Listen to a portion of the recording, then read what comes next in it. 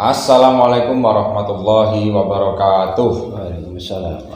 Jumpa lagi kita dalam channel Aswaja Nesia TV dalam program Pora atau podcast Ramadan yang selalu membahas hal-hal yang belum pernah atau bahkan belum banyak dibahas di channel lain. Malam hari ini spesial karena kita sedang peringatan ya, atau melalui malam Nuzul Quran, yaitu malam tanggal 17 Ramadan atau 17 puasa. Dan hari ini saya sudah bersama salah satu narasumber, yaitu Pak Hamidullah Ibda selaku Wakil Rektor ya di Nisnu Temanggung. Dan tentu kali ini kita akan membahas yang kaitannya dengan Nuzulul Quran. Selamat malam Pak. Malam. Habis buka ya, sudah fresh. Langsung saja ini Pak, kaitannya dengan Nuzulul Quran. Ini kan kita tahu bahwasanya umat Islam ataupun khususnya di Jawa ya, selalu memperingati peringatan Nuzulul Quran ini dengan berbagai macam kegiatan atau berbagai macam cara. Misalnya seperti khataman Al-Quran beberapa kali dalam satu majelis, yang kemudian itu dilanjut pengajian, kemudian ada ambengan, dan lain sebagainya lah. Nah, kira-kira kita sebagai umat Islam sendiri memaknai dari peringatan Nuzulul Quran ini seperti apa? Ya, Nuzulul Quran itu kan peristiwa ataupun kejadian besar dalam sejarah di dalam Islam. Allah menurunkan Al-Quran itu surat Al-Alaq ya, ayat 1-5 pada Nabi Muhammad itu sekitar tahun 610 Masehi, dan itu memang bertepatan dengan malam 17 ya. Ramadan. Artinya Allah secara spesial ya memilih bulan Ramadan ini dari 11 bulan yang lain dijadikan sebagai bulan Al-Quran atau bulan turunnya Al-Quran pertama kali. Iya. Artinya ini menjadi salah satu peristiwa besar dan harus kita selalu menghidupkan, tidak hanya Ramadannya saja ya. Ya. Kalau hanya menghidupkan Ramadan itu bukan menghidupkan Nuzulul Quran menurut kami, tapi bagaimana di dalam kehidupan ini sebagai Khalifatullah dan Abdullah ya, dan relasi dengan manusia belum nanasnya juga harus menghidupkan Al-Quran, karena Al-Quran ini mau nggak mau kita kembali kemana kalau nggak ke Al-Quran Ya, gitu ya, ya. Nah, artinya kalau kita mengingat salah satu hadis Sahih Bukhari Muslim ya, khairukum man ta'allamal Qur'ana wa 'allama. Artinya sebaik-baiknya di antara kalian atau manusia adalah yang mengamalkan Al-Quran, dan kita menjadikan Al-Quran itu memang pedoman hidup, karena mau tidak mau Quran ini menjadi salah satu kitab dari kitab-kitab terdahulu yang itu melengkapi kitab-kitab terdahulu yang Taurat, Injil dan sebagainya. Nah, kaitannya dengan petunjuk Pak, ini saya akan membacakan salah satu ayat Al-Quran ini dalam surat Al-Baqarah ayat 185, mohon maaf. Bismillahirrahmanirrahim.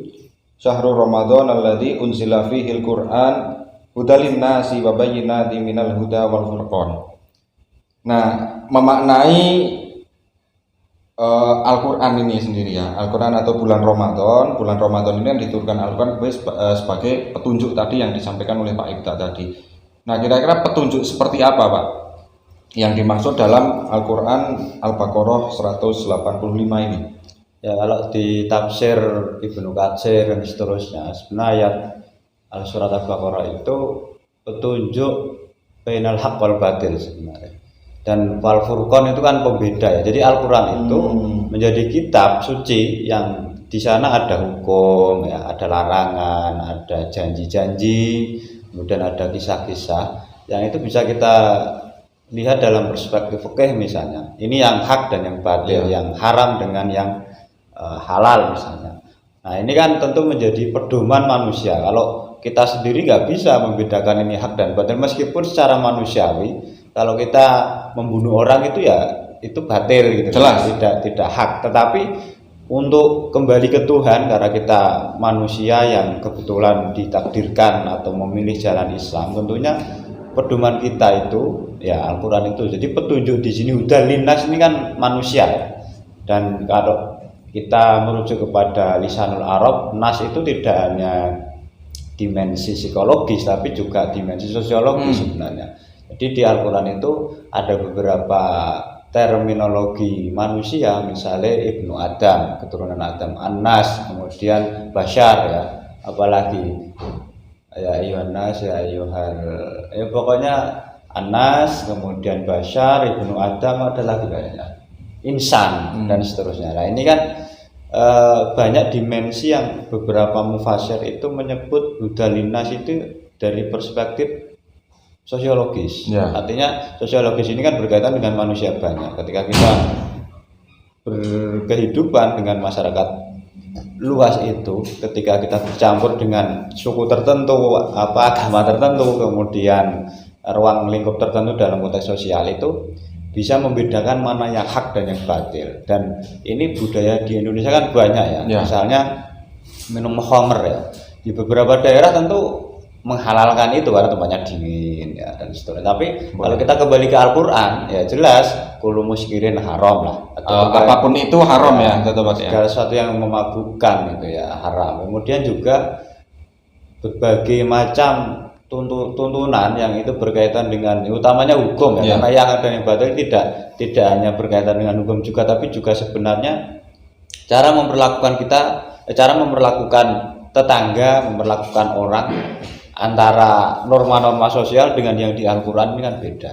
Seperti contoh di bulan Ramadan ini, bagaimana kita tidak hanya dituntut menghidupkan malam-malam tertentu, mencari Lailatul Qadar, menghidupkan wujudan, tapi sebenarnya diperintahkan segala hal yang puncaknya adalah la'alakum tattaqun. Nah, ini sebenarnya kalau kita mengelaborasi beberapa tafsir ya dari beberapa kitab itu ya perintahnya memang kita harus menghidupkan Ramadan tidak hanya saat Ramadan, tapi menghidupkan segala amalan yang puncaknya adalah menjadikan kita bertakwa. Jadi elaborasi pemanaan ini harusnya tidak sempit ya, tapi luas seperti itu. Kalau kita memaknainya, ini kembali lagi ya, dengan budaya ataupun kebiasaan-kebiasaan masyarakat ketika bulan Ramadan. Artinya kan masyarakat ini kaya budaya. Ya, kaya akan budaya ya, khususnya di Jawa ini kan apa istilahnya? Datangnya nuzulul Quran bahkan tidak hanya di masyarakat ini, kepada lembaga-lembaga pendidikan, di sekolah itu juga ada peringatan nuzulul Quran, entah itu wujudnya seperti apa, namun yang jelas ada kaitannya lah dengan Al-Quran, entah itu dari misal membaca, anak-anak disuruh membaca Al-Quran sebagai wujud agar tahu akan sejarahnya itu.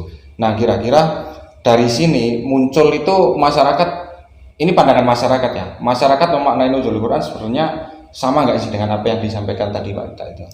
Ya sebenarnya nuzul Quran ini bagi kami ya tidak hanya sekadar peringatan formal, tapi substansinya kan kita menghidupkan Al-Quran itu dalam kehidupan sehari-hari. Dan ini tidak hanya saat nuzul Quran tanggal 17 Ramadan ya, tapi bagaimana hidup kita itu memang Quranil habit istilahnya, Quran habit ya, bagaimana kebiasaan kita itu ya dilingkupi dengan berdasarkan Al-Quran gitu. Artinya segala kehidupan nggak bisa lepas dari Al-Quran karena dia udah linas jelas gitu ya. Nah, maka kalau peringatan itu hanya sebatas cara saja atau semacam metode tertentu, baik itu berurusan dengan dunia, baik berurusan dengan manusia, berurusan dengan Allah langsung, yang itu intinya menghidupkan malam nuzul Quran itu sendiri.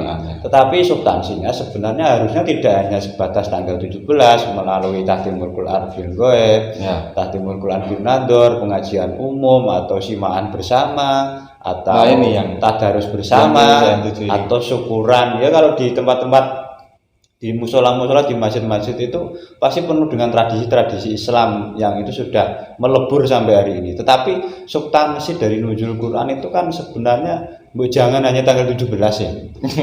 Tetapi kita memang Quran habit. Ya itu harapan ya. Artinya masih dalam tataran harapan atau bahkan dalam. Nah, poin terpenting adalah bagaimana kita menghidupkan Al-Quran itu dalam kehidupan kita. Tidak hanya saat Ramadan tanggal 17. Kalau kita melihat para ulama salafus saleh terdahulu, sebenarnya Ramadan ini diharapkan lahir ataupun terjadi selama hidup, sehingga dia melekat bahwa tiap malam itu turun Al-Quran. Ibaratnya ya, ini apa ya, metafornya seperti itu, sehingga tidak ada lain kita selain ya tadi membedakan mana yang hak dan mana yang batil. Tapi kalau hanya saat 17 Ramadan, mungkin bagi orang yang belum tingkatannya masih sederhana kayak saya kan susah kalau hanya disuruh membedakan mana yang hak dan yang batil saat nuzulul Quran juga repot. Makanya ayolah kita bagaimana litafaul ya, berharap kebaikan, bahwa harusnya idealnya harapannya setiap malam itu ya ibaratnya turun Al-Quran, sehingga kita mampu menghidupkan Al-Quran itu setiap minimal menjaga diri keluarga dari mana yang bisa menjerumuskan kita ke neraka dengan yang batil, dan mana yang hak ya yang bisa mengantarkan kita kepada Tuhan dan hadiahnya nanti surga. Oke, terima kasih Pak ini Pak untuk penjelasannya atau pemaknaannya tentang peringatan nuzul Quran ya. Jadi sahabat-sahabat, intinya kalau bisa harapannya jadikan setiap malam itu seperti malam nuzul Quran, sehingga kita dapat menjadikan Al-Quran ini benar-benar sebagai petunjuk, dan kalau tadi Pak Ibta, habituasi atau kebiasaan yang baik terhadap Al-Quran itu sendiri.